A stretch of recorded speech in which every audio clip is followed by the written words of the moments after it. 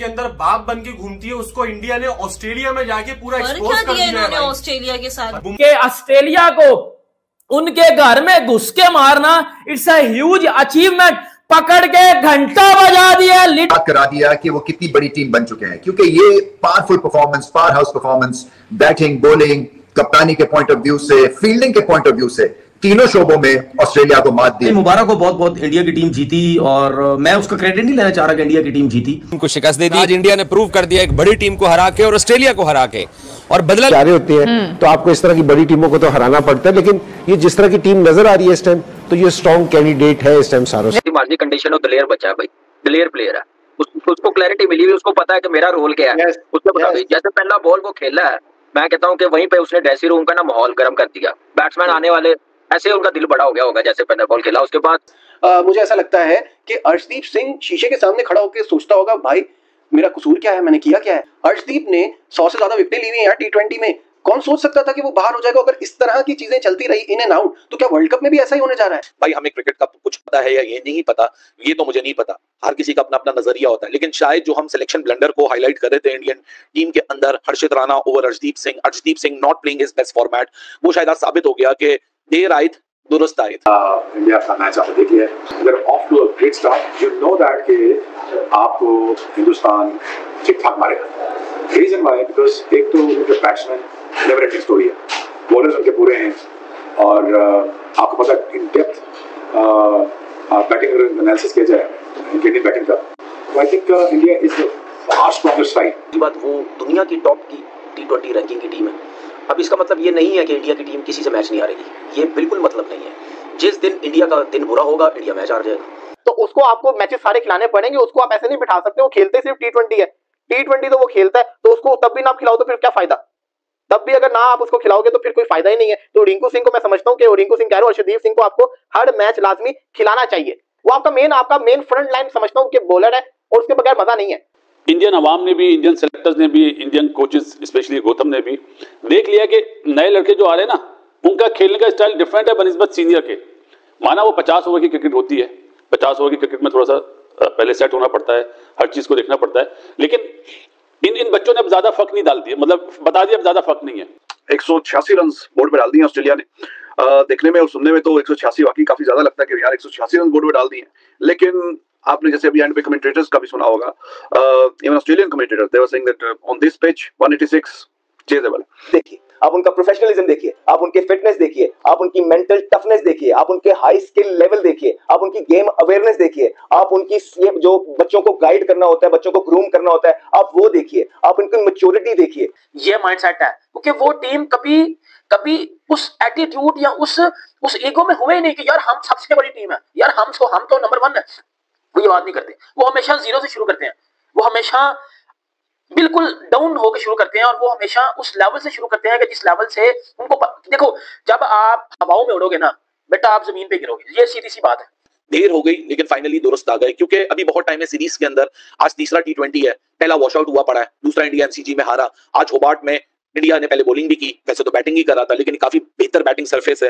लेकिन अर्शदीप सिंह ने शुरू के 2 ओवर में डिफरेंस क्रिएट करके यहाँ बता दिया कि भाई मैं बेंच पे बैठने वाला बॉलर नहीं हूँ, मुझे बेंच पे मत बैठाइए। हर्षित राणा का इतना आपको शौक है तो दूसरों के नंबरों पे खिलाते रहिए, मुझे आप नॉर्मली वही रखिए, क्योंकि इस बार जसप्रीत बुमराह भी अभी वो फ्लो में नहीं नजर आ रहा जो जसप्रीत बुमराह की एक कमांड है।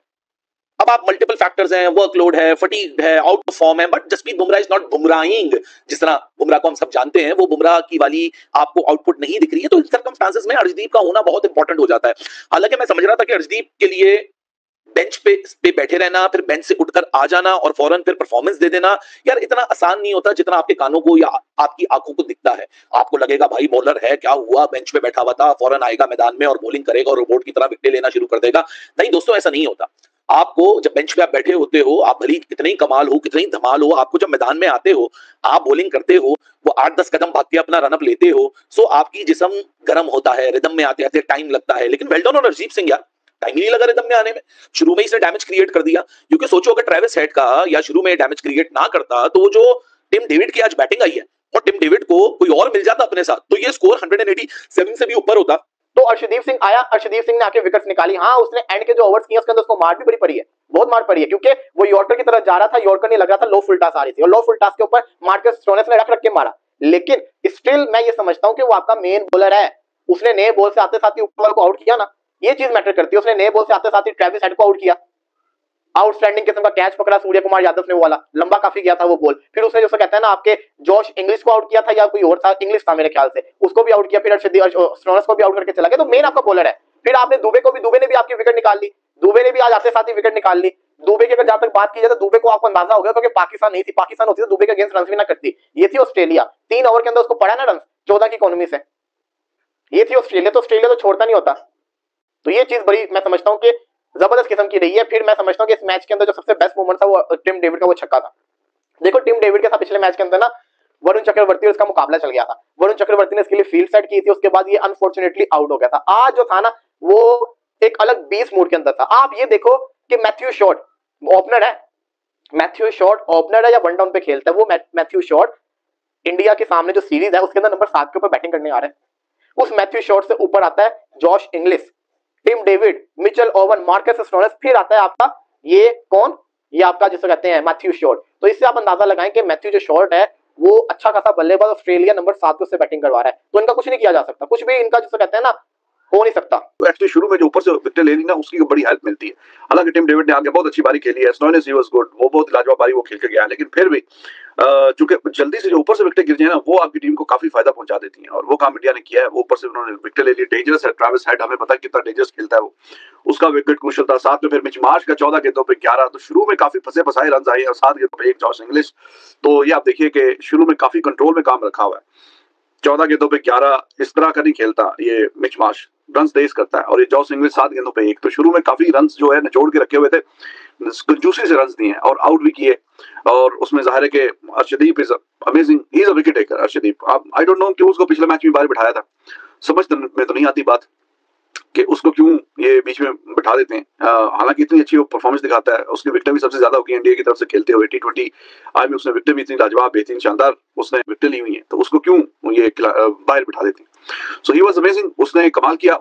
नमस्कार दोस्तों, जैसा कि आप जानते हैं कि इंडिया और ऑस्ट्रेलिया के बीच में 5 मैच की T20 सीरीज चल रही है, जिसमें पहला मैच बारिश के कारण रद्द हो गया। दूसरे मैच में इंडिया को ऑस्ट्रेलिया ने हरा दिया था। तीसरे मैच में इंडिया ने टॉस जीतकर ऑस्ट्रेलिया को पहले बल्लेबाजी के लिए बोला और इंडिया को 187 का टारगेट का मिला था, जिसमें इंडिया ने आसानी से ये टारगेट अचीव कर लिया, और जिसमें सभी बैट्समैन के द्वारा अच्छी बैटिंग की गई।